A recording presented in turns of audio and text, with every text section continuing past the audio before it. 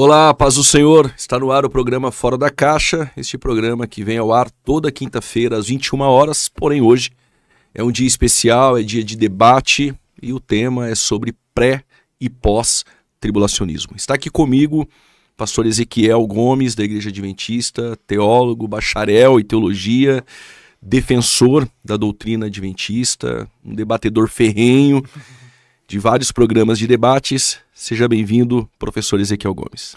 Muito obrigado, Juliano. Para mim é uma honra estar aqui nesse programa Fora da Caixa. Inclusive, essa expressão é uma expressão que evoca sentimentos bons para mim. Eu gosto de pensar fora da caixa e para mim é uma honra estar aqui com você. Desde o primeiro dia que a gente se conheceu lá com César Cavalcante, você sempre foi uma pessoa que me inspirou sentimentos muito positivos. E para mim é muito bom poder estar aqui batendo esse papo, conhecendo o Átila também e podendo discutir um assunto maravilhoso da Palavra de Deus, desafiador, escatologia. E espero que o público saia daqui edificado pela graça de Deus. Que bom, pastor Ezequiel. Com certeza nós vamos ter um bom debate. Pastor Átila Ribeiro, prazer conhecê-lo pessoalmente. Pelas redes sociais já nos falamos e receber o senhor aqui em Campinas é um prazer. Professor de grego, teólogo, debatedor. Seja muito bem-vindo a este programa. Amém. Prazer, pastor Juliano. Prazer, pastor Ezequiel. Prazer estar aqui com o senhor. Quero fazer minhas palavras do pastor Ezequiel.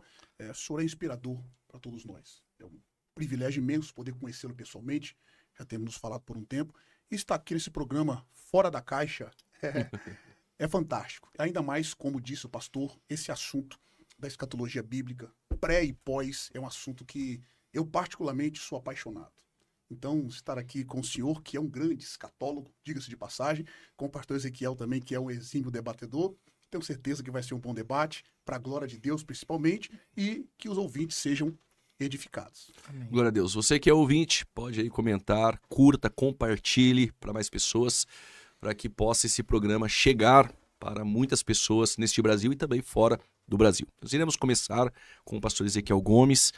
Pastor Ezequiel, como que a Igreja Adventista enxerga o período tribulacional?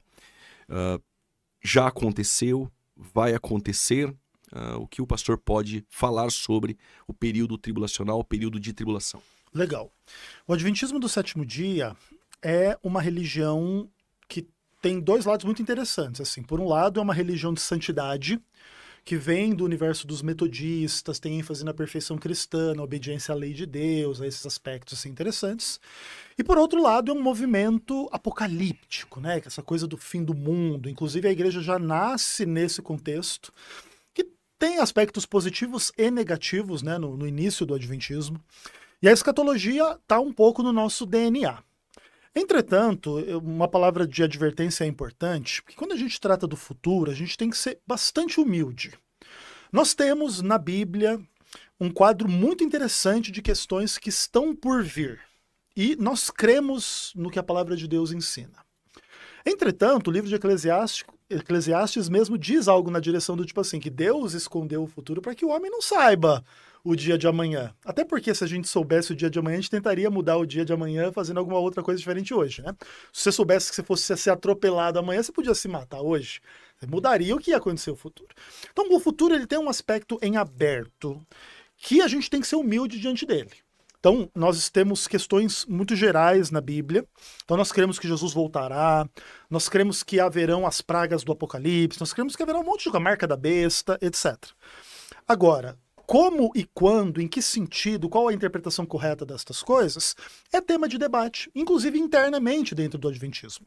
Recentemente, o pastor João Paulin, ele lançou uma série de vídeos, foi bem polêmico dentro do Adventismo, dizendo que talvez o decreto dominical, que é uma crença adventista, nunca aconteça.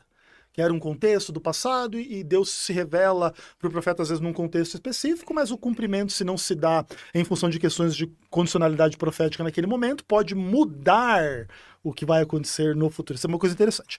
Mas para responder a sua pergunta mais diretamente, o Adventismo do Sétimo Dia entende que o período referido na Bíblia como o período da grande tribulação em Mateus 24 e os textos correlatos já aconteceu e já se encerrou. Quer dizer que o fim do mundo já passou? Não. De 1798 em diante, ou de 1844 em diante, o Adventismo entende que nós vivemos um período chamado o Tempo do Fim, que é depois da grande tribulação. Nesse aspecto, a gente diverge bastante da crença, especialmente dos irmãos pentecostais, e acho que talvez de uma grande maioria, talvez até de vocês dois mesmo e tudo mais. E para o ouvinte pode ser um pouco estranho ouvir falar nisso, né? E isso tem que ver um pouco com essas discussões a respeito do futuro. Como tudo é muito polêmico, tudo é muito complexo, depende muito da interpretação. A palavra de Deus ela é inquestionável, mas a interpretação de qualquer homem, seja eu ou qualquer outro, não é inquestionável.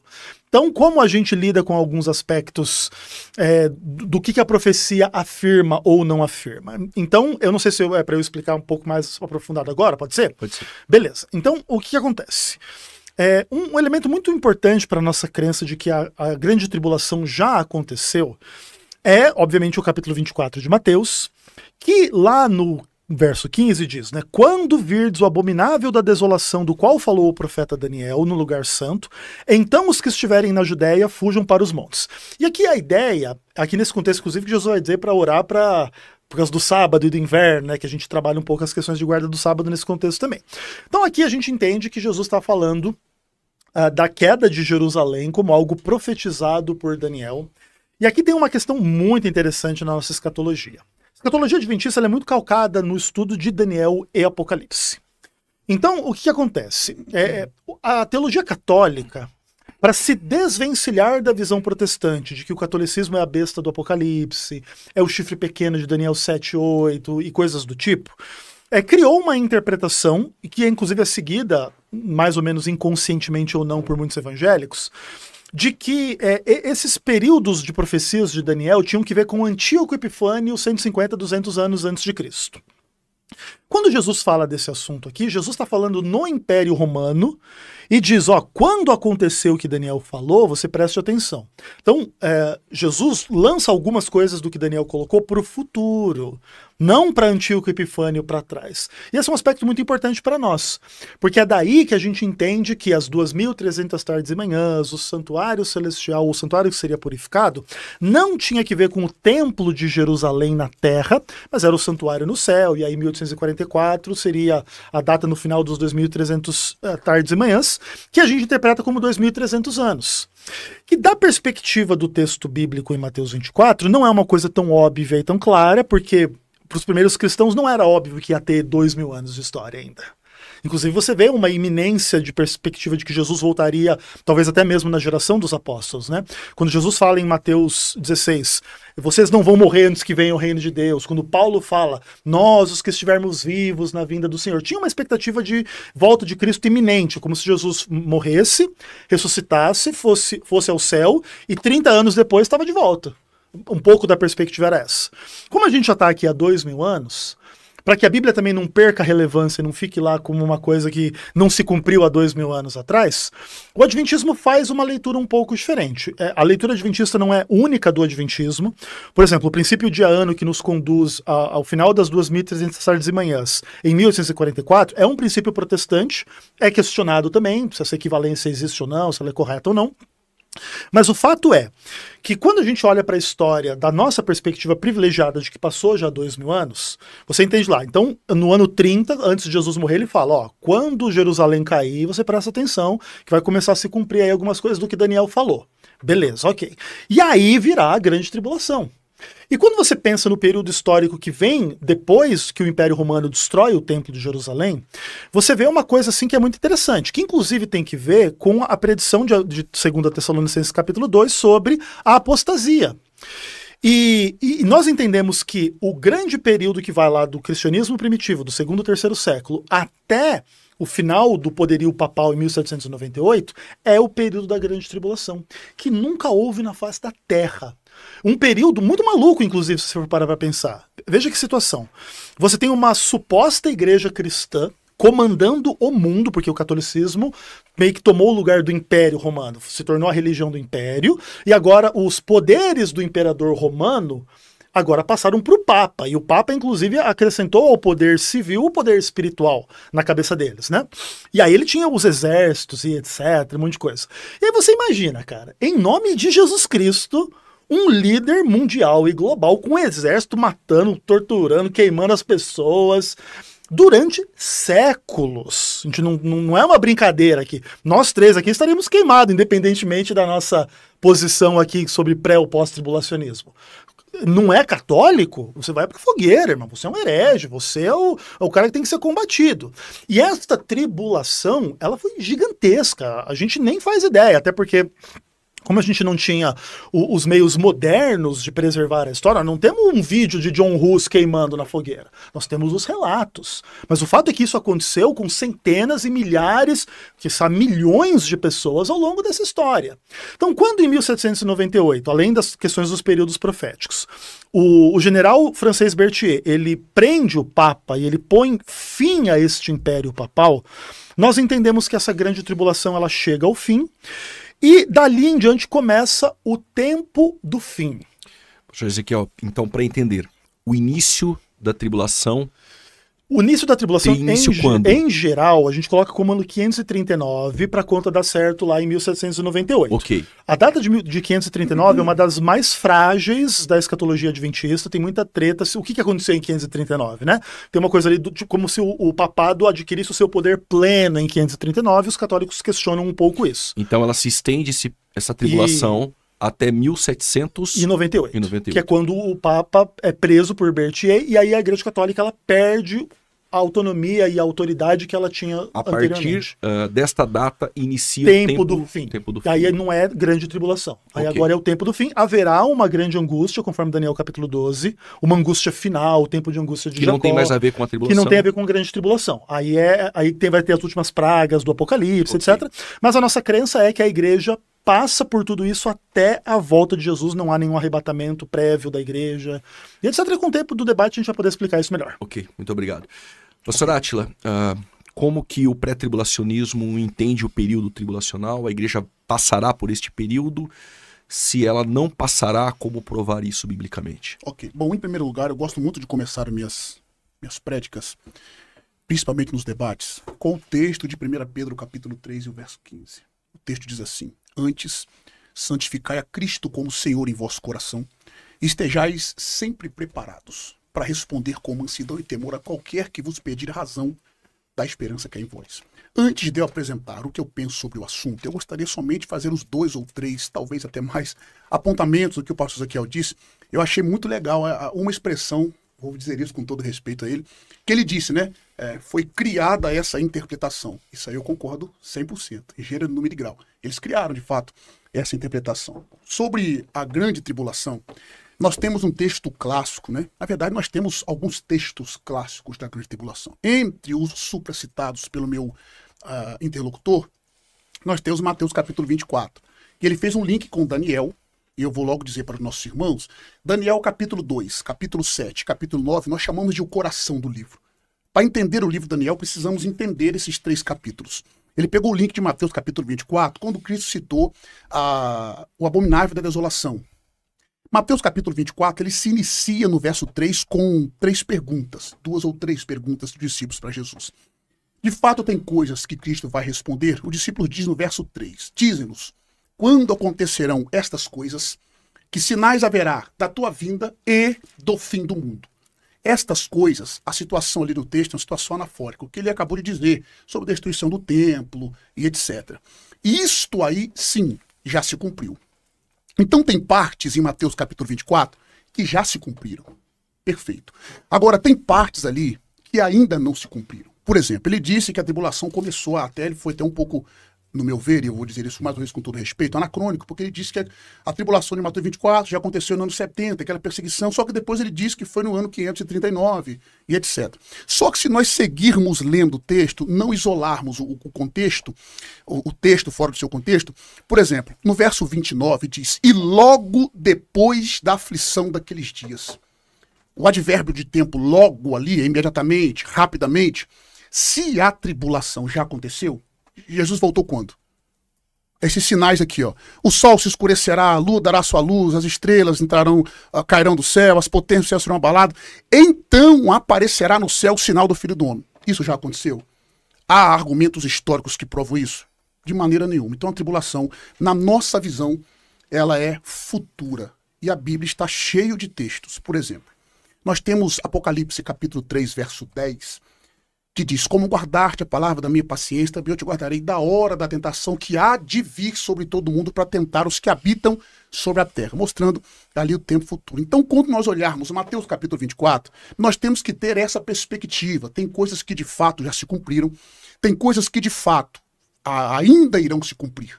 Esse é o nosso ponto de vista. Em segundo lugar, parece que ele criou uma tribulação de mais de 500 anos, quase 1000 anos. Mais de 1000 anos, 1230 na verdade. Isso. Mas quando nós olhamos para Daniel capítulo 9, verso 27, o texto fala de 7 anos, onde ele firmará o concerto com muitos, por uma semana. E se nós analisarmos aquelas semanas, serão semanas de anos, né? Primeiro ponto. Então agora eu vou explicar, depois de contrapor alguns pontos que ele disse, o que o nosso ponto de vista apresenta, que é o ponto de vista bíblico, no meu ponto de vista, nesse debate. Eu penso que a igreja não irá passar pela grande tribulação, e nós temos textos que, no meu ver, são claros. É claro que meu interlocutor talvez não concorde que são tão claros, mas eu vou tentar esclarecê-los aqui. Nós temos textos clássicos. Vamos começar com os 4 textos clássicos que falam sobre a segunda vinda de Cristo em glória. Mateus capítulo 24, Marcos 13, Lucas 21, Zacarias capítulo 14. Fala sobre a vinda de Cristo em glória. Quando nós colocamos ao lado, em ordem cronológica, João capítulo 14, eu gostaria até que o meu interlocutor trabalhasse um pouco comigo esse texto, quando Jesus disse, não se turbe o vosso coração, credes em Deus, credes também em mim, na casa de meu pai há muitas moradas. Se não fosse assim, eu vos teria dito, vou preparar-vos lugar. E se eu for e vos preparar lugar, virei outra vez, palin erkomai, a expressão em grego ali, virei outra vez, e vos levarei ou vos receberei, porque ali a voz do texto dá para interpretar tanto vos receberei, quanto virei ou vos levarei. O que o irmão quiser entender nesse texto, nós vamos falar depois. Depois nós temos um texto, então nesse texto Cristo promete levar a igreja para a casa do Pai. Então nós observamos, que eu vou citar aqui, que todos os textos que eu vou citar sobre o arrebatamento têm uma promessa de consolo para a igreja. O segundo texto na minha fala aqui é Coríntios, capítulo 15, falando sobre a transformação que vai acontecer com a igreja. A partir do verso 51 até o 58, Paulo fala assim, aqui vos digo um mistério. Na verdade, nem todos dormiremos, mas todos seremos transformados. No momento, no abrir e fechar de olhos ante a última trombeta, porque a trombeta soará e os mortos ressuscitarão incorruptíveis, e nós seremos transformados. Porque convém que isso que é mortal se revista da imortalidade, o que é corruptível da incorruptibilidade, e quando isso que é mortal se revestir da imortalidade, o que é corruptível da corruptibilidade, então cumprir-se-á a palavra que está escrita. Tragada foi a morte na vitória. Onde está a morte, teu aguilhão, onde está o inferno, tua vitória. Ora, o aguilhão da morte é o pecado, é fosto o pecado é a lei. Mas graças a Deus que nos dá a vitória por nosso Senhor Jesus Cristo. No 58, olha a promessa de consolo que tem no arrebatamento. Ali é a transformação dos santos. Portanto, meus amados irmãos, sejais firmes e constantes, sempre abundantes na obra do Senhor, porque no Senhor o vosso trabalho não é vão. Quando nós olhamos para o terceiro texto que eu vou citar, 1 Tessalonicenses capítulo 4, verso 16 e 17, o texto vai mostrar no verso 18, portanto, consolai-vos uns aos outros com essas palavras. No 16 ele diz, porque o mesmo Senhor descerá do céu com alarido e com voz de arcanjo, 4 trombetas de Deus, e os que morreram em Cristo ressuscitarão primeiro, depois nós, os vivos, os que ficarmos, seremos arrebatados juntamente com eles, ao encontro do Senhor nos ares, e assim estaremos para sempre com o Senhor. Aí no 18 tem a palavra de consolo. Então nós temos 3 pontos importantes. Na vinda de Cristo em glória, nós não vamos ter a ressurreição dos santos, a transformação do corpo, e nós não vamos encontrar essas promessas de consolação que nós temos no arrebatamento. Isso me faz entender que são 2 eventos distintos, a vinda de Cristo e o arrebatamento da igreja. Tá? Agora, sobre a promessa de que a igreja não vai passar pela grande tribulação, quais são os textos claros? Quando eu olho para 1 Tessalonicenses, capítulo 1, verso 10, o texto diz que Cristo nos livra da ira vindoura. No capítulo 5, verso 9, diz que nós não fomos destinados para a ira, mas para a aquisição da salvação.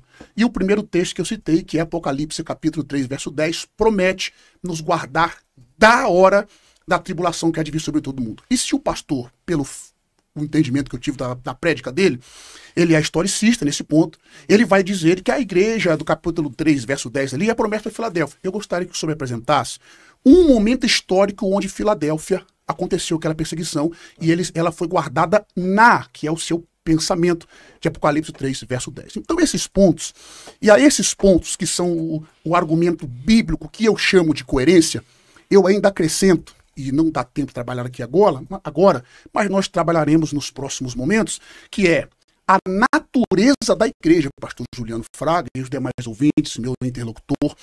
A natureza da igreja impede com que ela esteja em qualquer período da grande tribulação.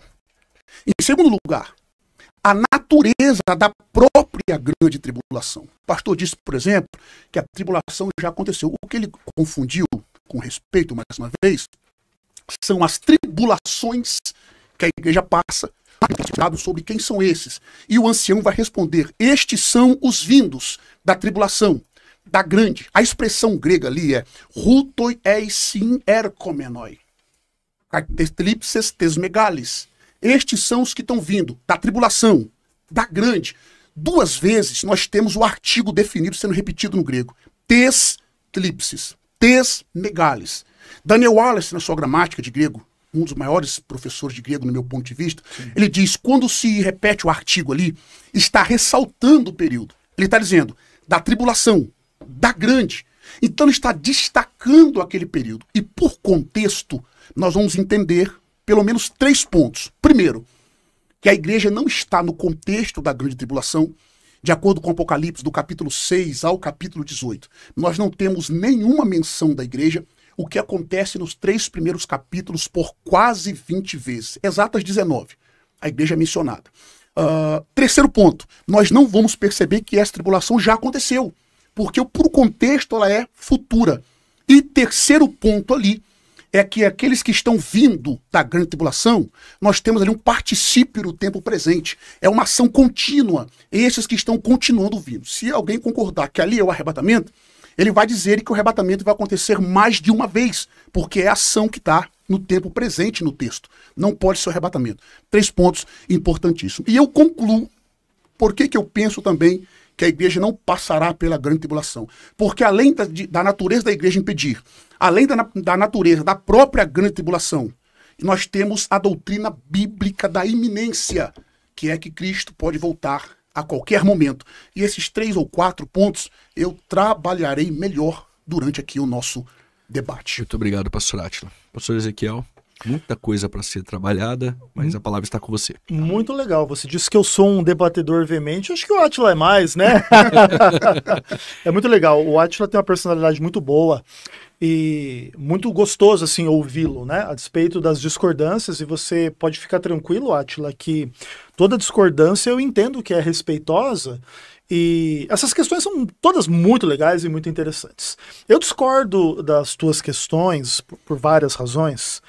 E legal assim, vamos começar do que é comum entre nós. Então você já admite que há aspectos em Mateus 24 que foram já cumpridos, já estão no passado, já pertencem à história da humanidade, e há aspectos futuros. Legal, perfeito. O grande problema dessas questões, e o historicismo também enfrenta esse problema, é entender qual é o ponto histórico referencial em função do qual a gente vai dizer que é passado ou futuro. Por exemplo, dentro do Adventismo existe a ideia de que o escurecimento do Sol, a queda das estrelas, que são apontadas em Mateus 24, já aconteceram. Aí, se aconteceu ou não, é uma discussão do tipo se os adventistas estão corretos na sua interpretação ou não. Okay. Nesse aspecto, o que faltaria se cumprir? Só faltaria se cumprir o sinal do Filho do Homem vindo nas nuvens. E aí, vamos trabalhar com a seguinte hipótese. Dentro da visão adventista, essas questões proféticas, elas não acontecem exatamente, necessariamente do futuro da nossa perspectiva, porque o texto não foi escrito da nossa perspectiva. Foi escrito 2000 anos atrás. Então, coisas que já aconteceram, vamos dizer que esse escurecimento do Sol aí, teve um dia em 1730 que teve um escurecimento do Sol. E alguém anotou lá, esse é o escurecimento do Sol mais potente que eu já vi na minha vida. É a profecia, beleza. Era bem futuro da perspectiva de quem escreveu o texto, mas já é passado da nossa. E a gente tem que sempre abrir a hipótese para que a nossa interpretação esteja errada, tá?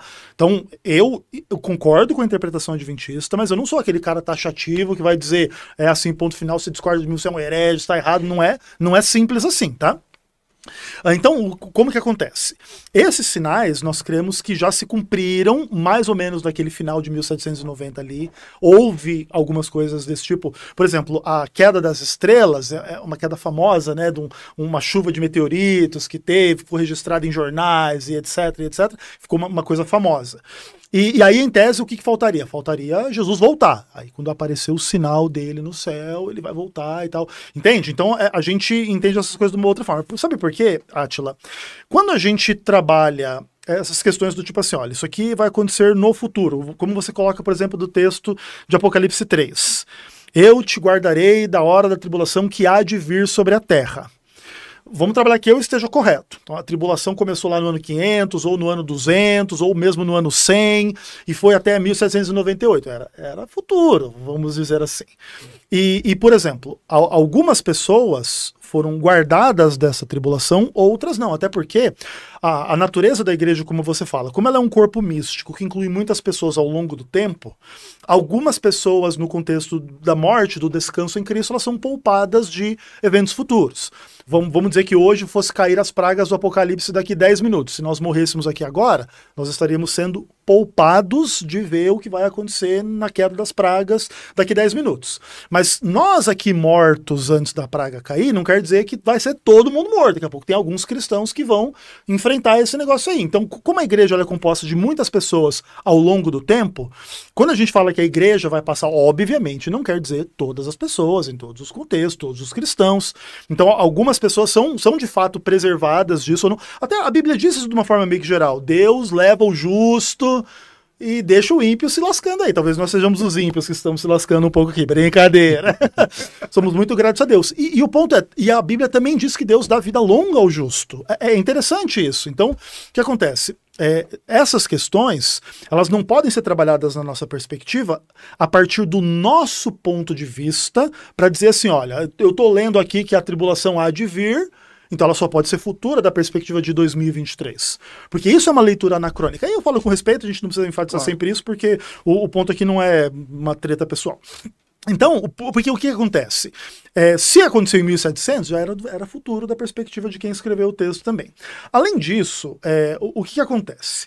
A nossa discussão sobre Daniel 9 e a 70ª semana, ela pode se tornar bastante complexa, porque, assim, os adventistas veem o príncipe que faz o concerto no meio da semana, etc., como Cristo. E vocês veem como o anticristo. E aí há uma diferença brutal, né? Você confundir Cristo com anticristo, tipo, é um negócio... Isso aqui é Deus, isso aqui é o diabo, e aí? Exatamente. Então é uma questão complexa. Então é um tema desafiador. O livro de Daniel é um dos textos mais difíceis da Bíblia, né? O Daniel e o Apocalipse são, de fato, os textos mais difíceis. Então, precisa ter um pouquinho mais de cuidado. Nós não vemos nenhuma razão para separar a 70ª semana do fluxo natural do acontecimento das coisas, para jogar ela para um período indefinido e para virar todo esse esquema escatológico que vocês têm. A gente respeita, a gente entende. Essa sua objeção é quanto ao intervalo. Isso, exatamente. Essa teoria de que entre a 69 e a 70ª tem um intervalo gigante de tempo. Já estamos 2000 anos. Exatamente. Entendi. Aí você tem um período ali, a gente não entende isso. Até porque, na nossa visão, por exemplo, quando o príncipe ele corta a aliança com muitos, reflete muito a linguagem da nova aliança, né? Jesus faz a nova aliança com muitos. Esse é o meu sangue derramado a favor de muitos. A gente entende dessa forma, mas respeitando a visão contrária, tá? E no que tange, por exemplo, a discussões sobre o arrebatamento em si, o adventismo compreende que é impossível o arrebatamento ser secreto por causa da sequência de questões em 1 Tessalonicenses capítulo 4. Então, ali até é legal a gente dar uma lida, você citou de cabeça, mas eu não tenho a mente tão privilegiada quanto a sua, mas aqui o texto é bem interessante, ele diz assim, né? Vos declaramos por palavra do Senhor, nós os vivos, os que ficarmos para a vinda do Senhor, ou até a vinda do Senhor, de modo nenhum precederemos os que dormem. Porquanto o Senhor mesmo, dada a sua palavra de ordem, ouvida a voz do arcanjo, ressoada a trombeta de Deus, descerá dos céus e os mortos em Cristo ressuscitarão primeiro. Depois nós, os vivos, os que ficarmos, seremos arrebatados juntamente com eles entre nuvens para o encontro com o Senhor nos ares. Então nós entendemos que é impossível haver arrebatamento antes da ressurreição, e a ressurreição dos mortos em Cristo é uma só. Não pode ter, porque depois o Apocalipse vai dividir entre primeira e segunda ressurreição. Então, quem participa da primeira ressurreição, participa da ressurreição da salvação. Não pode haver, por exemplo, um arrebatamento secreto, aí todo mundo ressuscita uma vez. Aí depois passa o milênio, depois quem morre não morre, ressuscita outra vez para a salvação, entende? Tipo, não é possível isso acontecer. Então, como que o Paulo apresenta a questão? O Senhor desce, os mortos ressuscitam, isso não pode ser um evento secreto sob nenhuma hipótese. Literalmente pessoas saindo pelos ladrões dos cemitérios, uma situação também, como que vai ser isso literalmente, é uma discussão complicadíssima, assim, né, na prática, um monte de zumbi, o que é, são atores, o que sei lá, e inclusive com a nossa tecnologia atual, que é uma coisa não predita pela palavra de Deus, a gente não vai ter a menor ideia, né, fazendo um rios com o ressuscito aqui antes do mundo acabar, né, uma coisa profundamente complexa e interessante, mas o fato é, os mortos em Cristo durante toda a história têm que ressuscitar, e aí a transformação dos vivos e o arrebatamento. E aí também tem aquelas discussões do tipo, e todo olho o verá, que vocês diferenciam a segunda vinda em duas etapas, né? A gente entende que essa diferenciação em duas etapas, ela não faz sentido. A gente entende que tudo isso se cumpre nesse evento final, né? Que é um evento de segunda vinda só, unicamente, ou seja, a igreja tem que estar lá até o último minuto. Depois as pragas, depois fim do mundo, marca da besta, tudo, caos no mundo, a igreja preservada lá e cantando que Deus preservou. E aí Jesus volta, e aí os mortos ressuscitam, e tudo isso é visível, literal, a trombeta de Deus não é audível, visível, glorioso, sobrenatural, para ser de fato a revelação da glória de Deus, né? E essa é a nossa visão. Bom, depois nós vamos trabalhar a questão do milênio, da perspectiva adventista, sim, porque aí já tem tudo a ver com esse milênio. Ok. Pastor Átila... porque ele... Com licença? Pode. É porque ele começou falando, eu gostaria só de contrapor alguns pontos, Por para eu favor. não me esquecer. Fica É possível, pastor? Claro. É possível. É possível? É possível. É. Mas eu tenho Tá. 2 pontos a serem abordados. Acredito que na sua fala você vai abordar. Sobre a ideia da ressurreição. O pastor Ezequiel, ele não citou o texto, mas a ideia é essa. Apocalipse 20, versos 4, ali uma ressurreição. Se ocorre uma ressurreição no arrebatamento, esse texto, de que maneira ele pode ser interpretado? Como que a primeira ressurreição. E depois eu gostaria que o senhor tratasse também a ideia da última semana. Ok. É o anticristo, é Cristo, porque não pode ser Cristo, e por que ela é futura? Mas fique à vontade, pastor Átila. Vamos lá, eu vou começar de trás para frente com os argumentos do pastor Ezequiel, né? Mais uma vez, a respeitabilidade é recíproca. Bom, ele começou falando de uma coisa e terminou falando de outra, então eu vou começar de trás para frente. Vamos falar sobre as ressurreições, que é a pergunta do pastor Juliano e o que ele disse. Esse é um problema seríssimo para o pós-tribulacionismo. Por quê? Em Apocalipse 19 ocorre a volta de Cristo. Correto? E no pensamento de vocês, na volta de Cristo, o arrebatamento acontece, Sim. que é a ressurreição. Sim. Correto? Perfeito. Só que aí em Apocalipse capítulo 20, verso 4, acontece uma outra ressurreição. Então, é desconexo. Se o senhor citou, por exemplo, Tessalonicenses capítulo 4, para dizer que nós, juntamente com eles, isso aqui nós, pastor Juliano e pastor Ezequiel, conseguimos resolver com tranquilidade. Porque nós entendemos que a primeira ressurreição, perdão, ela vai acontecer em algumas etapas. Como diz, mais de uma vez. Exato. Como diz o texto de Coríntios. Por sua ordem. Aí nós temos Cristo, a sua ressurreição, as primícias dos que dormem. Depois nós, na vinda de Cristo no arrebatamento. Depois as 2 testemunhas escatológicas, os mártires da grande tribulação. Ok? Aí aqui, eu acredito que não é o momento para nós tratarmos desse ponto, uma distinção entre os dispensacionalistas clássicos, eu tenho tendência mais clássica, ainda flerto com alguns pontos dos revisados, mas nesse ponto há uma divergência aqui. Legal. Eles incluem o Israel do Antigo Testamento depois, não é ressurreto junto com a igreja. Eu não vou tratar nesses méritos aqui agora, mas tem essa diferença. A palavra traduzida no grego lá, que Paulo cita, dá a ideia de algumas vezes, algumas etapas, ok? É o primeiro ponto. O segundo ponto é sobre o arrebatamento secreto que o senhor citou. Segundo ponto, eu não vejo problema nenhum com esse termo, mas eu prefiro o arrebatamento iminente. Segundo ponto, né? A questão das pessoas verem. Bom, Cristo ressuscitou, ninguém viu, certo? Cristo apareceu para os discípulos no espaço de 40 dias.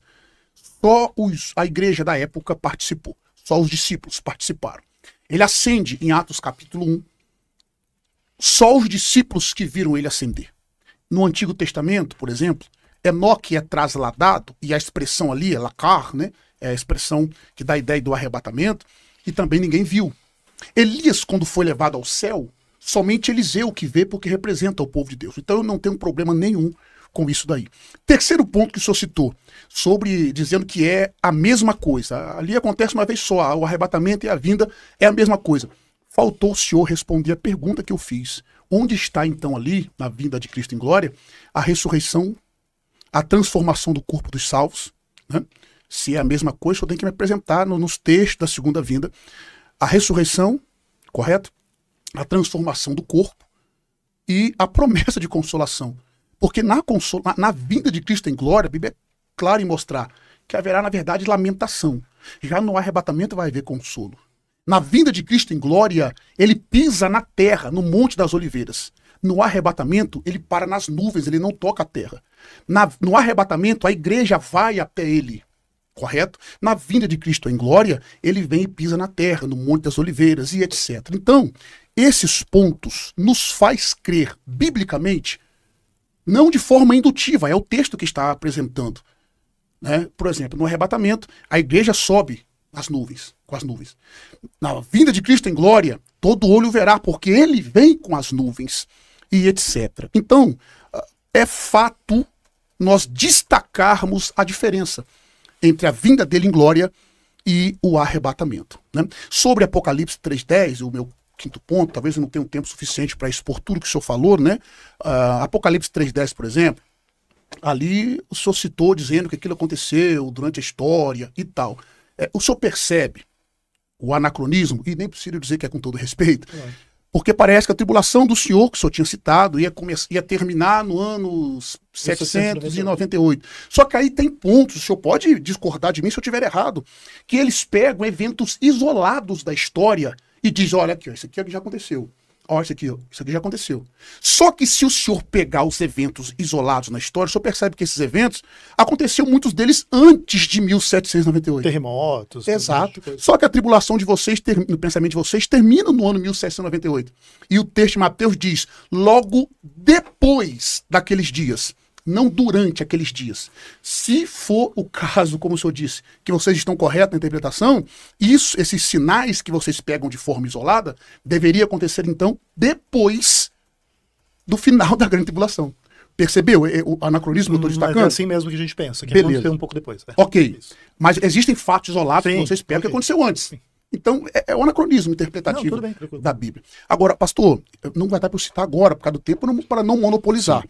Sobre a questão das 70 semanas de Daniel, eu vou citar aqui, vou voltar a fala para o pastor, em primeiro lugar, depois eu vou contrapor aqui a questão da 70ª semana ser futura e ter ali o intervalo. Pastor, nós temos mais de 10 intervalos na Bíblia Sagrada. Não há problema nenhum. O texto bíblico, eu vou mostrar daqui a pouco, que nós temos mais de 10 intervalos na Bíblia. Em situações semelhantes. Semelhantes. Inclusive, Jesus fez um intervalo. Eu sabia disso? Claro que vocês sabiam. Em Lucas capítulo 4, por exemplo, eu não vou citar todos para não monopolizar. Em Lucas capítulo 4, ele chega na sinagoga no dia de sábado. A partir do verso 16, ele vai citar a Haftorá, que é o complemento da Torá. Né? A Haftorá, ele vai citar Isaías capítulo 61, várias bíblias de estudo citam Isaías 61 como referência. Ele diz, o Espírito do Senhor está sobre mim, pelo que me ungiu. Aí ele vai concluir dizendo, e anunciar o ano aceitável do Senhor. Ponto. Aí ele fecha o livro, entrega, diz o texto, e os olhos de todos na sinagoga estavam fitos nele. Aí o que ele fala? Hoje se cumpriu esta escritura no meio de vós. Só que na parte B de Isaías 61, verso 2, diz, o dia da vingança do nosso Deus. Ele não citou o dia da vingança do nosso Deus. Ele parou na parte A. Ele não citou o dia da vingança, porque ele entendeu que ali cumpria-se aquilo, o ano aceitável do Senhor. O dia da vingança do nosso Deus cumprir-se-ia depois. Então Cristo fez o intervalo. Então fazer esse intervalo ali Não é algo anacrônico, não é algo extra-bíblico, não é algo que não nos encontramos na Bíblia. E como eu disse, voltarei o tempo pro senhor, e depois eu vou apresentar aqui vários pontos desse ato, entre aspas, desse intervalo. E só para eu concluir, Daniel capítulo 9 é muito claro, distinguindo o príncipe que há de vir com o Messias que seria tirado. Não tem como o texto nós confundirmos o príncipe que havia de vir com o Messias que seria tirado. É impossível. Eu vou até ler o texto para mostrar para os irmãos. Eu vou ler a partir do verso 24, que é a chave hermenêutica de Daniel 9, é o verso 24. 70 semanas estão determinadas sobre o teu povo. Que povo? Israel. E sobre a tua santa cidade, Jerusalém, para extinguir a transgressão, dar fim aos pecados, expiar a iniquidade, trazer a justiça eterna, selar a visão e a profecia e ungir o santo dos santos. Aí ele começa no 25. Sabe e entende, desde a saída da ordem para restaurar e para edificar Jerusalém, até o Messias, o príncipe, 7 semanas. Aqui nós temos o príncipe com P maiúsculo na nossa tradução, claro. E 62 semanas. E as ruas e as tranqueiras se reedificarão, mas em tempos angustiosos. E depois das 62 semanas será tirado o Messias. E não será mais. E o povo do príncipe que há de vir, aí um príncipe com P minúsculo. Não dá para confundir esses dois príncipes. É impossível confundi-los. Destruirá a cidade. Foi Jesus que destruiu a cidade de Jerusalém? Não. E o santuário? Foi Jesus que destruiu? Também não. E o seu fim será com iniquidade. Até o fim haverá guerras e estão determinadas assolações. E ele firmará um concerto com muitos por 1 semana. E na metade da semana fará cessar o sacrifício, a oferta de manjares e sobre a asa das abominações. Por que não dá para confundir aqui? Porque o próprio texto que o senhor citou na sua primeira fala de Mateus capítulo 24, Jesus já explicou esse versículo sobre o abominável da desolação. E ele disse quem era esse abominável da desolação. Ele faz uma referência a esse texto, mostrando que é futuro. E segunda coisa, mostrando que ele não é esse que vai fazer o concerto ou ser o abominável das desolações. E aqui eu concluo minha fala, retorno para o senhor e depois a gente continua de onde eu parei. Pastor Ezequiel, em 5 minutos, quiser comentar algo sobre a fala do pastor Átila e também, aproveitando já este momento, como que a Igreja Adventista entende o milênio após a segunda vinda de Cristo, que para vocês é o arrebatamento, ocorre uma única vez, vocês não fazem distinção. Como que ocorre o milênio para a Igreja Adventista? Perfeito. Eu tenho 5 minutos para falar de dois assuntos no mínimo. Não, 5 minutos para discorrer em cima daquilo que o pastor Átila comentou. Ele pode ficar à vontade. Depois você pode falar sobre o milênio. Esses debates são infinitos. Fique à vontade. E no final das contas a gente tem inclusive bastante conteúdo no canal a respeito do milênio, de Daniel 9, etc. A gente sabe que o contexto aqui é inclusive para trazer para você, telespectador, o gostinho, né, de se interessar por esses temas. Nunca pense que esses temas vão ser esgotados aqui, até porque se a gente fosse discutir só as 70 semanas de Daniel aqui, era 10 horas de podcast. Exatamente. Então a gente tá falando aqui de 1 milhão de coisas. Mas eu vou começar com o Daniel, depois eu cito um pouco sobre a questão do milênio. Perfeito, a tua leitura de Daniel 9, Átila, ela é plausível, tá? E inclusive ela se reflete sim em algumas traduções, com essa diferença do príncipe maiúsculo e do príncipe minúsculo, e ela está presente em muitas interpretações. Existem muitos teólogos que pensam desta maneira. A gente pensa de outra maneira, não é porque a gente nega que há aqui um príncipe que há de vir e destruir a cidade, que seria ali o general romano, ou o imperador, ou algo do tipo. Entretanto, o que acontece? A gente entende que existe tipo um parênteses, né? Ele está falando do Messias, que vai ser morto, e aí depois que ele for morto, vai vir esse príncipe, o povo que há de vir, e vai destruir a cidade.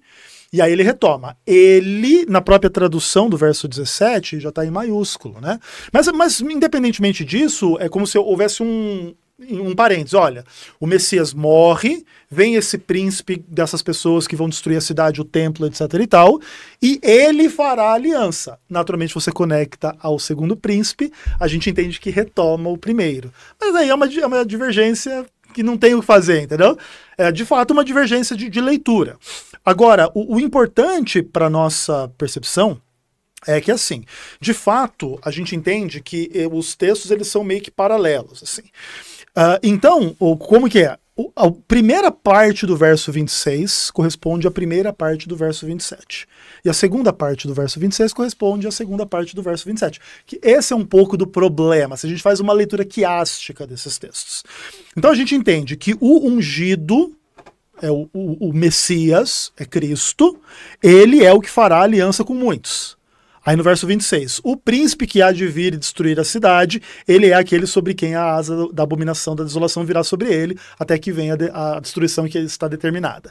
Então a gente faz essa diferença, não é obrigatório fazer, mas a gente entende que a nossa leitura é bastante plausível. E o mais importante dentro da nossa visão é que a linguagem de cortar a aliança, que é o verbo hebraico, você provavelmente manja mais de hebraico e de grego do que eu, o cortar a aliança com muitos aqui durante essa semana é exatamente um pouco do contexto que a gente entende do estabelecimento da nova aliança, tá? E aí a leitura de Daniel 9 é uma leitura fascinante, é um texto extraordinário, dos mais ricos e complexos da Bíblia, e é assim que a gente lê. Em relação ao milênio, como que acontece? Só existe um texto na Bíblia que fala sobre o milênio, que é Apocalipse 20. Entretanto, o livro do Apocalipse, ele em ampla medida, ele remonta um monte de linguagens e imagens do Antigo Testamento. Tanto que a inimiga escatológica de Deus no Apocalipse é Babilônia. Babilônia retoma Babel em Gênesis 11 e retoma a Babilônia histórica desde Nabucodonosor e Daniel e etc. Então, quando a inimiga histórica ou escatológica de Deus no Apocalipse é Babilônia, você vê que ele remonta a uma história antiga. Não é como se o Apocalipse fosse o livro do futuro. Ele tem o aspecto do futuro, mas ele está calcado no passado. E você tem as imagens todas no livro do Apocalipse em relação a um monte de questões. Então, quando chega no milênio, nós temos uma questão complicada ali, que é o fato de que, na nossa visão, muitas profecias feitas para Israel eram condicionais à fidelidade do povo, inclusive Zacarias 14, que é um dos pontos que é muito pego assim, para dizer que o adventismo está errado, porque quando Jesus voltar vai pisar em Jerusalém. Né? Não é isso? Uhum. A gente entende que isso vai acontecer no final do milênio, é interessante. Então a gente escapa um pouco dessa treta aí. Tenta escapar. Isso, a gente tenta escapar, né, fazendo a nossa leitura, tendo todo o direito de fazer a nossa leitura. Então, o que acontece? Existem muitos textos de Isaías, aquela coisa do cordeiro vai pastar com o leão, e quem morrer com 100 anos vai ser amaldiçoado. E tem coisas ali que aparentemente não cabem na eternidade. Morrer com 100 anos amaldiçoado. Quem pecar só vai morrer depois de 100 anos. Que parece que tem uma coisa meio paradisíaca, mas ainda não 100%. Então muitas pessoas aplicam esse tipo de imagem ao milênio terrestre. E ok, que assim se faça, tentam fazer essa leitura. Então, como se o milênio de Apocalipse 20 fizesse referência a esse período. Nós discordamos por várias razões. Como você bem colocou, Apocalipse 19 é a volta de Cristo. E logo, no Apocalipse 20, tem a primeira ressurreição. Nós entendemos que não há você faz uma diferença, né? Tipo como se houvesse a ressurreição na vinda de Cristo no Apocalipse 19 e tipo uma segunda etapa, uma segunda fase em Apocalipse 20. Nós entendemos que não, nós entendemos que é uma coisa só, que simplesmente a primeira ressurreição de Apocalipse 20 já está na esteira cronológica do texto, apesar do Apocalipse não ser um texto cronológico. Às vezes ele vai e volta no tempo explicando um pouco as imagens. Então, o que acontece? Na visão adventista, o arrebatamento da igreja faz com que a igreja encontre Cristo nos ares e as pessoas vão dos ares para a Nova Jerusalém ou para o Éden que está lá no céu. Então a gente crê num milênio celestial. E aí, quando volta para a Terra no final do milênio, que aí desce a Cidade Santa em Nova Jerusalém, etc., aí essas imagens do livro de Isaías, essas imagens do livro de Zacarias se cumprirão, mas sem os elementos negativos. Então, a gente entende que uma parte das profecias que vocês aplicam para o milênio terrestre eram profecias condicionais a Israel. Como Israel não foi fiel, não se tornou ipsis literis aquele país, todo mundo abençoado, e quase ninguém peca, e se peca só depois de muito tempo que dá um problema. Não, Israel perdeu aquilo ali, quando Israel rejeita o Messias, quando Israel é infiel. E aí a gente crê que a igreja substitui Israel. E a gente não quer deixar o ouvinte confuso, o telespectador, que talvez essas coisas sejam um pouco novas e um pouco diferentes do que vocês estão acostumados e a maioria crê. Então dá a impressão assim, que é uma bobagem, que é uma coisa errada. Mas é uma É conhecida teologia da substituição. E, exatamente. Então, porque também é uma outra grande questão entre a gente, que para vocês fazerem um arrebatamento secreto e sobrar alguém na terra que ainda possa ser salvo ou não, tem que sobrar Israel. Né? Como se Israel tivesse um papel profético, como se Israel tivesse uma importância espiritual e que pudesse, inclusive, ser salvo durante o milênio para poder daí ter a ressurreição em várias etapas, e aí a primeira ressurreição acontece aqui, depois acontece aqui, depois acontece ali, depois acontece ali. A gente discorda um pouco dessa questão, não é porque o texto não apresente, tipo, Cristo, as primícias, etc. Entretanto, a gente entende que Cristo ressuscita. Você tem ali aquelas primeiras pessoas que ressuscitam com Cristo, né, em Mateus 27. É um grupo bem interessante de pessoas ali. E depois daquilo ali, é o que acontece, o que Paulo diz. Quando Jesus voltar, os mortos em Cristo ressuscitam. Então, não tem um espaço para morto em Cristo ressuscitar depois daquilo, né? Ressuscita uma, depois ressuscita a outra. Na nossa visão, a gente entende que só há duas ressurreições nesse aspecto. A ressurreição de Cristo e das primícias, elas são a inauguração deste reino, dessa estrutura, que tem inclusive com o dia escatológico, né? Quando você fala, hoje se cumpriu Isaías 61, a salvação, eu estou curando os coxos, eu estou fazendo, e ele omite o dia da vingança. Também você poderia ler que quando Cristo morre na cruz, ele executa, de algum aspecto, a vingança, ou ele inicia o dia escatológico, que é o dia da vingança. Aí depende um pouco da visão sobre o que é o dia do Senhor, o que são os últimos dias. Essas são discussões complicadas mesmo, e só para o ouvinte ter isso claro em mente também. Quando Deus fala com Nabucodonosor, e Daniel explica, ele diz, o Senhor te mostrou o que há de ser nos últimos dias. Só que o que Deus mostrou para Nabucodonosor? O que vai do reino da Babilônia até o fim. É como se o último dia fosse lá da Babilônia até o fim. Então, em alguns aspectos, o dia escatológico, ou o dia do fim, começou lá na antiga Babilônia com Daniel. E naturalmente, há esses desdobramentos. Aí, nesses períodos, a gente encontra a grande tribulação, o tempo do fim, a angústia final e coisas do tipo. Aí cada um vai ler de uma forma um pouco diferente. O milênio no Adventismo é na Terra ou no céu? É no céu. No o céu. milênio é celestial. Tá, entendi. Você evita todo esse contexto. Tá. Os mortos ressuscitam, a igreja é transformada e arrebatada. E os ímpios são todos mortos. Aí a terra fica vazia por 1000 anos, é aqui que é a tal da prisão de Satanás, enquanto a igreja, todos os salvos, etc., estão no céu. O milênio, ele, por ser no céu, a pergunta de tempo do milênio acaba se desfazendo por ser algo atemporal. Mas o Adventismo entende como um tempo para o milênio ou não? Literal os 1000 anos ou não? Entende como literal, Okay. mas não necessariamente, porque a discussão da natureza temporal do céu e é por isso complexa. que Zacarias 14, então, é depois. Isso, aí ele só desce depois do milênio, aí ele... E tem o estado eterno. E aí tem o estado eterno. Entendi. Aí é na Terra. Claro, a fala é sua agora. Vamos lá, de trás para frente mais uma vez, né? Eu vou começar quando ele disse o seguinte, o que várias pessoas dizem, né? Só há um texto na Bíblia que fala do milênio. Uma vez mais, respeitosamente, não tem só um texto não, pastor. Ainda que tivesse só um, não haveria problema. Apocalipse capítulo 20. Que, diga-se de passagem, o senhor interpreta ora literal, ora simbólico. É uma hermenêutica confusa. Sim, há alguns aspectos. Tá? Exato. Em segundo lugar, não há só um texto. Deus fez 4 alianças com Israel. Eu já vou resolver daqui a pouquinho o problema da teologia de substituição, quando ela surgiu, por que surgiu e por que nós não podemos aceitá-la. Tá. Vamos lá. Deus fez uma aliança com Abraão em Gênesis capítulo 15. Aliança abraâmica, que os judeus receberiam todo o território.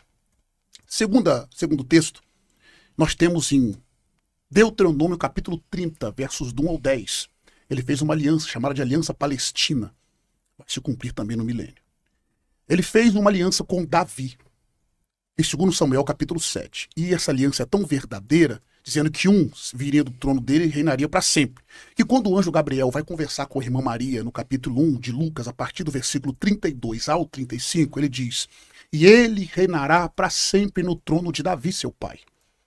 Quando que isso vai acontecer? No milênio. Tá. Né? Quarta promessa, a nova aliança. Jeremias capítulo 31, a partir do versículo 31. Então nós temos pelo menos esses 4 textos. E o quinto texto é exatamente Isaías capítulo 11, que o senhor citou.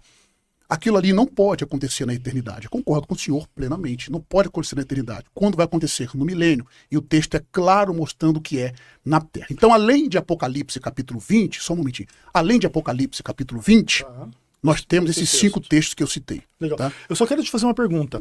Você considera a nova aliança como algo que vai acontecer no futuro, nesse milênio em Jeremias 30, ou é uma renovação da nova aliança? Não é o que Jesus realizou? Só para entender. A nossa diferença de interpretação é hermenêutica. Tá. É porque eu posso ver assim, a questão é hermenêutica. Eu não posso ter 2 formas de interpretar um texto. Eu tenho que, por exemplo, eu comecei interpretando literal. Tá. Você tem que terminar literal. Eu tenho que terminar literal. Agora, a interpretação literal, ela respeita o gênero literário do texto, obviamente. Então, se eu começo a interpretar, por exemplo, se eu disse que o milênio lá vai ser 1000 anos, literal, né? Só que aí não vai ser na Terra. Aí nós temos problemas seríssimos, porque em Apocalipse capítulo 5, verso 10, o texto diz, é claro, e eles reinarão sobre a Terra. A expressão ali, ó, epitesgues, reinarão sobre a Terra. É um texto claro, né? Claro. Em Timóteo capítulo 2, verso 13, diz, se nós sofrermos com ele também reinaremos. Como Cristo vai reinar na terra, nós reinaremos com ele na terra, né? Terceiro ponto, o senhor disse também sobre a questão de Daniel, capítulo 9, mostrando na questão interpretativa, e ele firmará um concerto com muitos. Essa questão ali, como eu já disse, é uma questão hermenêutica. Mas eu penso que é isso. Eu penso que é exegético, digamos assim. Em quarto ponto, a teologia da substituição, que foi e tem sido um problema seríssimo para muitos. Por que eles fazem? Exatamente como o senhor disse. Israel não conseguiu cumprir, então ele perdeu seu prestígio e a igreja o substituiu como povo eleito de Deus. Na verdade, isso não é verdade. A teologia da substituição, ela surgiu no 4º século com Agostinho de Hipona, embora antes dele já havia Justino Mártir, etc., alguns que professavam essa forma. Mas por que um estudioso chamado Feldman, ele diz o seguinte, na ânsia de mostrar a ancestralidade do cristianismo, o que acontece, pastor Juliano? No 4º século, Constantino assume o poder e ele vai colocar, por causa da experiência que ele teve, né, in hoc signos vinces, em latim, por esse sinal vencerá. Ele vai querer provar, vai botar o cristianismo como uma das religiões da época, só que tinha um problema, porque já tinham 2 religiões que eram históricas, o judaísmo e o zoroatrismo. Então o que os teólogos da época, e o mais eminente, Agostinho de Hipona, ele quis provar que o cristianismo não nasceu com Cristo. Não era uma religião que tinha nascido há pouco tempo. Ele quis mostrar que o cristianismo nasceu lá no Antigo Testamento. Aí surgiu, ele pegou Gênesis 15 e as outras promessas que são para Israel e aplicou para a igreja, espiritualizou. Então essa interpretação alegórica ou espiritualista, ela surgiu com veemência por conta disso, na ânsia de tentar mostrar que o cristianismo era uma religião tão antiga quanto o judaísmo e o zoroatrismo, o que nós dois concordamos que não é. O cristianismo nasceu com Cristo. Essa surgiu a teologia da substituição. E nós temos promessas para Israel, como eu já disse, as 4 principais alianças que eu citei, que irão se cumprir no milênio. O milênio tem que ser na Terra por conta disso, em primeiro lugar. E nós temos textos como Apocalipse 5:10, 2 Timóteo 2:13, que diz que nós reinaremos com ele. Ok? E eu vou concluir sobre a questão do hiato de Daniel capítulo 9, que eu disse que eu citaria mais de 10 aqui hiatos que aconteceu. Eu já citei Isaías 61, verso 2, que o próprio Cristo interpretou. E o senhor fez uma coisa ali que eu achei impossível, interessante, né? O senhor disse que o dia da vingança talvez possa ter começado na cruz. Não, pastor, é o oposto. Na cruz, entre aspas, começou a nossa salvação. A nossa salvação. Quando Cristo morre e ressuscita, começou ali a nossa salvação. Ali não é o dia da vingança. Essa vingança é futura. Tão verdade isso que Tessalonicenses 1:10 diz que ele nos livra da ira futura. Ok? Um ponto anacrônico que eu gostaria de ressaltar. Se nós pegarmos, por exemplo, já citei, né, Isaías 61, sobre a questão do hiato, dos intervalos. O intervalo dentro do Império Romano, por exemplo, simbolizado pelas 2 pernas de ferro da grande margem, Daniel capítulo 2, e os pés com 10 dedos, é só nós conferirmos Daniel capítulo 7, versos do 23 a 27, e compararmos com Daniel capítulo 8, versos 24 e 25. Olha só o intervalo de tempo. Se nós pegarmos, por exemplo, Daniel capítulo 11, verso 35, e Daniel capítulo 11, verso 36, nós temos também um outro intervalo. Quando nós olhamos, por exemplo, Oséias 3, verso 4, eu gostaria que meus companheiros ouvintes, irmãos em Cristo, analisassem esses textos. Por causa do nosso tempo, não dá para nós analisarmos aqui categoricamente.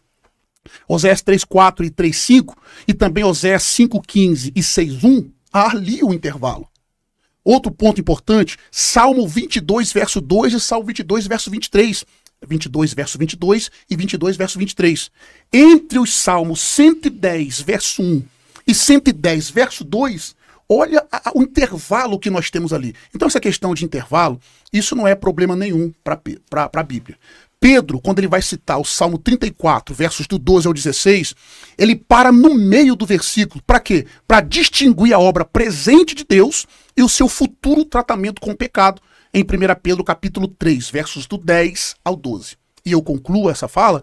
Atos capítulo 15, versos do 13 ao 21, indica que os apóstolos entendiam plenamente que durante a era presente e as profecias do Antigo Testamento não seriam cumpridas, mas teriam sua realização quando Deus reedificar, eu abro aspas, o tabernáculo caído de Davi. Isso está em Atos capítulo 15, verso 16. Percebam então que esse hiato, a questão de dividir esse tempo, não é problema hermenêutico. Nós temos ele na Bíblia. E eu não concluí. Ainda temos Romanos capítulo 9, 10 e 11, tratando do passado, no capítulo 9, do presente, no capítulo 10, e no futuro de Israel, no capítulo 11. Olha que intervalo que nós temos ali. Além disso, a revelação da igreja como um corpo requer um parêntese entre os tratamentos passados de Deus e seu futuro tratamento com a nação de Israel. Requer um intervalo. E para concluir, a consumação do tempo do presente parêntese é de tal natureza que retoma os acontecimentos interrompidos da última semana de Daniel. Eu vou dar o crédito aqui. Essa fala é de Walvoord, no seu livro, na página 47 e 48. Ele que cita isso daqui. Então nós temos aqui, olha quantos parênteses que eu já citei. Então o nosso problema das 70 semanas de Daniel é com tamanha facilidade resolvido. Quando o próprio texto diz... e depois de 60 semanas, e até o fim, quando ele diz até o fim, a expressão nos versos de números posteriores ao 24, mostra que essa expressão indica que no intervalo da 69ª semana e da 70ª, a igreja ela é edificada, arrebatada, e depois Deus volta a tratar com a nação de Israel. A teologia de substituição, ela vai criar um problema seríssimo, interpretativo. Por quê? O senhor que diz, por exemplo, na questão histórica, né? Os 3 primeiros séculos da igreja, a interpretação literal sempre prevaleceu. Cristo, vamos sair um pouco da história da igreja e entrarmos no que Cristo interpretava. Cristo interpretava a Bíblia de forma literal. Os apóstolos interpretavam de forma literal. Os profetas de forma literal. Então, a Bíblia interpreta de forma literal. Depois de Cristo, os discípulos dos apóstolos interpretavam de forma literal, até o 4º século, por causa do problema que eu expliquei outrora aqui. Né? Então, depois, no período medieval, de fato, a hermenêutica da igreja passou por alguns problemas seríssimos. Né? E depois... Influência grega, enfim. Exato. E depois da Reforma Protestante, eu penso que o senhor crê nas 5 solas. Claro. Correto? Claro. É fruto da interpretação literal. Sim. Eu também penso que o senhor crê no sacerdócio universal de todos os crentes. Todos os que eu citar aqui, fruto da hermenêutica dos reformadores. Uma retomada à interpretação literal. Então a teologia de substituição não tem como se sustentar nesses pontos. E eu volto à minha Quando fala. o pastor Átila está discorrendo em sua defesa, o pastor Ezequiel, ele digita numa velocidade... É porque ele fala rápido, né? Então... E tudo que ele digitou, se ele for discorrer aqui, meu amigo, não, nós ficaram umas 3 semanas aqui. Meu Deus. Se eu conseguisse escrever rápido assim, dava pra Meu escrever Deus, vários olha, livros. Ó, eu escrevi meu livro sobre Mateus 10, 28 em 9 dias. Desse jeito eu acredito. Eu acredito. Bom, mas Sem infelizmente chat não vai. GPT, hein, a geração nova aí. Mas infelizmente não vai dar pra ele tecer todos esses Não, mas é bom pro meu comentários conhecimento, e posições. é bom pra eu, inclusive, Muito bom. gostei bastante. Nós vamos pro intervalo, mas é 5 minutos, até porque não dá para se desgastar mais. Vamos lá. Um lançamento, esse lançamento é de um novo livro, com 357 páginas, sobre Tempo do Fim, a Resposta.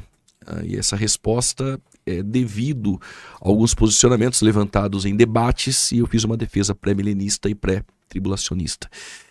Neste livro, você tem ele aí na sua tela, tem o QR Code, você já pode fazer a compra, e até dia 25 de dezembro esse livro chega no seu endereço, na sua casa, em qualquer lugar do Brasil que você estiver. Esse livro é um pouco diferente do outro. O primeiro livro, Escatologia Bíblica, uma visão apologética, histórica e manual. Este livro, ele trata em uma defesa do pré-tribulacionismo, refutando alguns pontos levantados, principalmente em debates.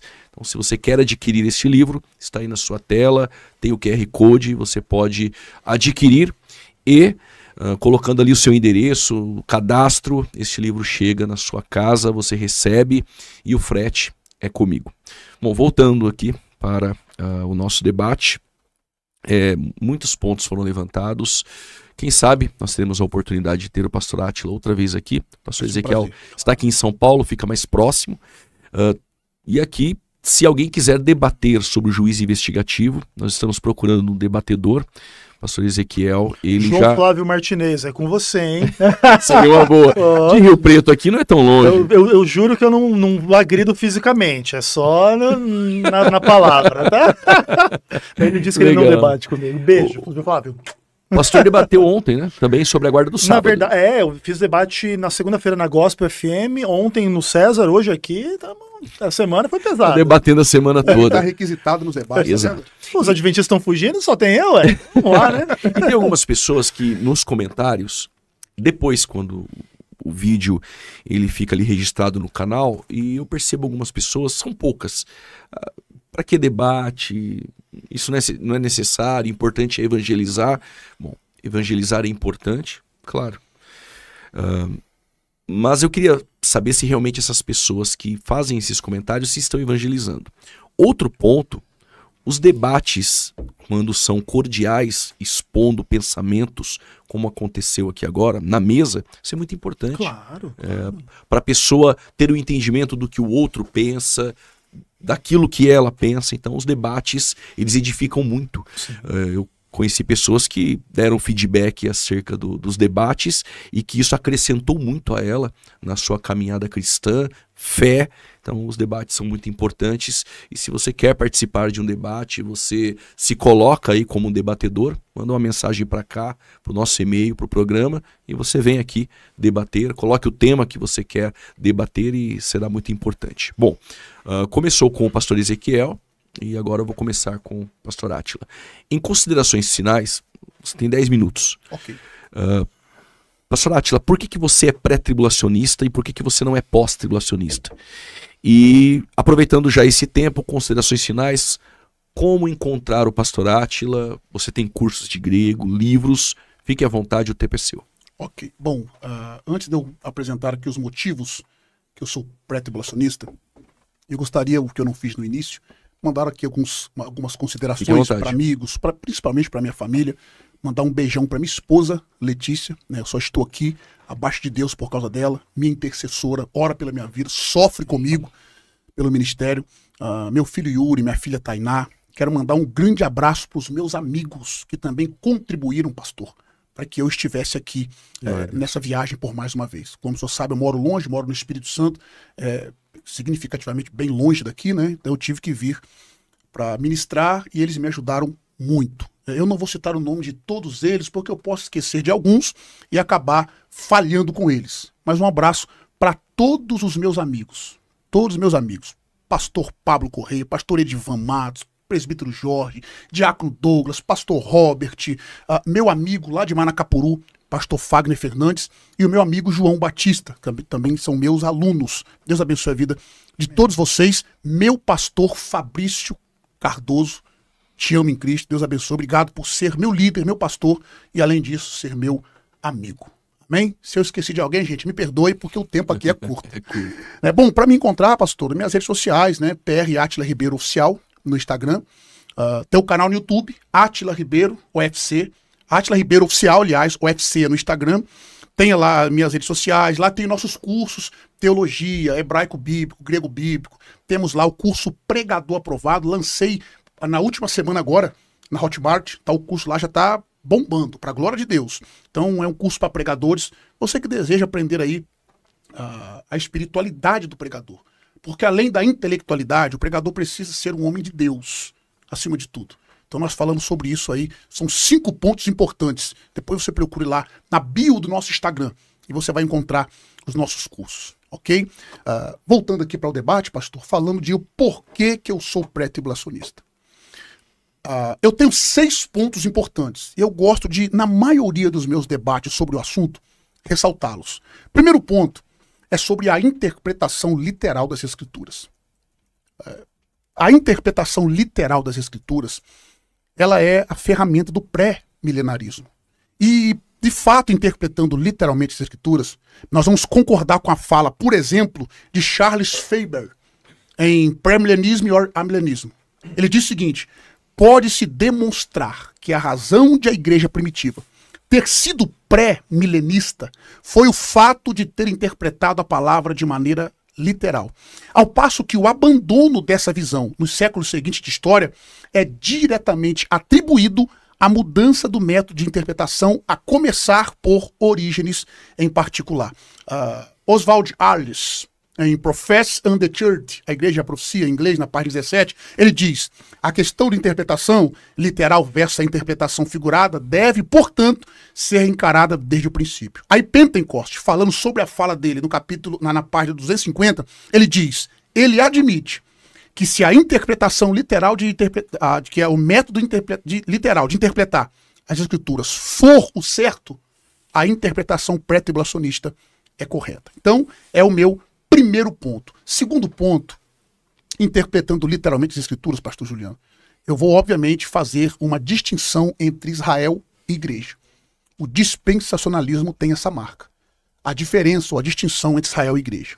Terceiro ponto, a natureza da igreja. Eu disse que trataria sobre isso aqui no debate, não deu tempo. Mas a natureza da igreja, pessoal, impede que ela esteja em qualquer período, qualquer parte da grande tribulação. Em quarto ponto, a natureza da própria grande tribulação. Ela impede a permanência da igreja aqui. Quinto ponto, a doutrina da iminência, que é, no meu ponto de vista, e o ponto de vista é a vista de um ponto, né? Ponto de vista, eu acho que a doutrina da iminência é uma das doutrinas mais fortes do pré-tribulacionismo. E por último, eu cito o sexto ponto, que é o argumento bíblico, que eu chamo de coerência. Por esses fatores, dentre outros, eu não me torno um pós-tribulacionista. Eu não consigo, de fato. Pastor Juliano, eu vou confessar algo para os irmãos aqui, eu estudei o pós-tribulacionismo por 4 anos ininterruptos, diante do Espírito Santo de Deus. Eu disse, bom, eu vou ver se tem fundamento de fato, vou tentar virar pós, entre aspas, até para nós debatermos e tal, a gente precisa estudar, obviamente. E eu não consegui, por causa desses 6 pontos, me tornar um pós-tribulacionista. Ok. Diante do Espírito Santo. E eu retorno a fala. Pastor Átila, muito obrigado por ter vindo, nos dado essa honra de participar do programa Fora da Caixa. Foi um prazer tê-lo aqui conosco. Pastor Ezequiel, fique à vontade. Por que você não é pré-tribulacionista ou por que você é pós? Pontue, não vai dar para tecer tudo isso. E também para te encontrar nas redes sociais, canal do YouTube, Instagram. Fique à vontade. Bom, eu não uso o Instagram, só uso o YouTube mesmo, né? Eu não gosto do Instagram. Mas lá no canal Vem Senhor Jesus, @Vem Senhor Jesus, você me encontra por lá. Então não é Ezequiel Gomes. Não, é Vem Senhor Jesus. Okay. Mas se colocar Ezequiel Gomes também... Vai aparecer muitos debates. Vai ter um cara bonito polêmicas. Lá que você vai encontrar. E, inclusive, é legal você pontuar essas questões dos debates, né? Existem pessoas que tratam as coisas de forma muito emocional, né? E tá um contra o outro, um do lado do outro, um contra... Como é que é isso aí? É uma briga? E, na verdade, não. Inclusive... A própria Bíblia contém assim algumas coisas até meio pesadas, né? Você vê a discussão entre Paulo e Pedro em Gálatas 2, é uma discussão de um pastor jovem apontando uma hipocrisia de um pastor que é coluna da igreja, né? É uma questão complexa. E nem por isso Pedro falou mal de Paulo. Chega Pedro na segunda carta, ele vai dizer, olha, o Paulo, ele fala umas coisas difíceis de entender, mas Deus deu sabedoria, Deus deu ali a iluminação, o Espírito chama como escritura, né? É uma coisa bonita de ver, porque as diferenças entre nós, elas não devem fazer a gente tropeçar no óbvio. Se a gente que tem Cristo como Senhor e Salvador não tem amor, não tem respeito, não tem fé, não tem uma concordância no aspecto do essencial, não faz sentido ser cristão. O que não quer dizer que as diferenças entre nós não sejam pesadas no aspecto da visão doutrinária. Mas esse é um aspecto complexo, que tem que ver com a liberdade que Deus deu para cada um de entender as coisas. Eu sempre gosto de dizer assim, a minha interpretação, ela estabelece, ela ilustra a minha liberdade de pensar. E, inclusive, de estar errado. E eu sempre gosto de trabalhar com a hipótese de estar errado, porque nós não podemos nos confundir com Deus nesses aspectos. Colocadas essas questões, é importante o telespectador entender algumas coisas. A diferença entre a minha visão e a visão do Átila não é exatamente uma diferença de interpretação literal ou não da Bíblia. Nós, adventistas, fazemos uma leitura bastante literal da Bíblia em muitos aspectos. Tanto que nós cremos nos 7 dias da criação, no sábado como dia santo. Há muitos textos bíblicos do tipo, a alma que pecar, essa morrerá. Então a gente defende muito essa noção da mortalidade da alma. Que são leituras bem literais mesmo. Assim. Aí, claro, existem outros textos que às vezes dão uma impressão um pouco diferente. Só que o dilema de uma interpretação para além do literal, ele também está presente na Bíblia. Você tem alegorias, você tem parábolas, o próprio Cristo, né? Ele fala uma coisa, depois ele vai explicar querendo dizer, olha, isso que eu falei tinha um outro sentido, não era exatamente um semeador semeando uma semente de girassol aí, era a palavra, e aquilo ali era o diabo, e ali era você, ou eu, e a gente, como é que faz ou como é que não é. Então a gente também não consegue escapar um pouco, não é de alegorizar tudo, porque também tem essa coisa do tudo ou nada, né? Isso é uma coisa complexa, assim, não é uma coisa muito legal. E diferenciar o que é literal do que é simbólico, do que é alegórico, é um grande desafio. E se você, telespectador, quer entender as diferenças entre os pregadores, os debatedores e as igrejas, você saiba que você vai ter que estudar esse assunto.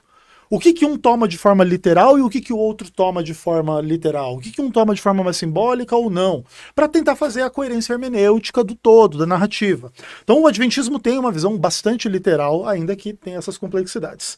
Nós entendemos, inclusive na nossa leitura literal, que não deve se fazer distinção no aspecto entre Israel e a igreja no Novo Pacto. Porque quando Paulo vai falar dos crentes, ele vai colocá-los na família de Abraão, e quando ele vai falar inclusive dos judeus que negam Cristo, ele vai os colocar fora da família de Abraão.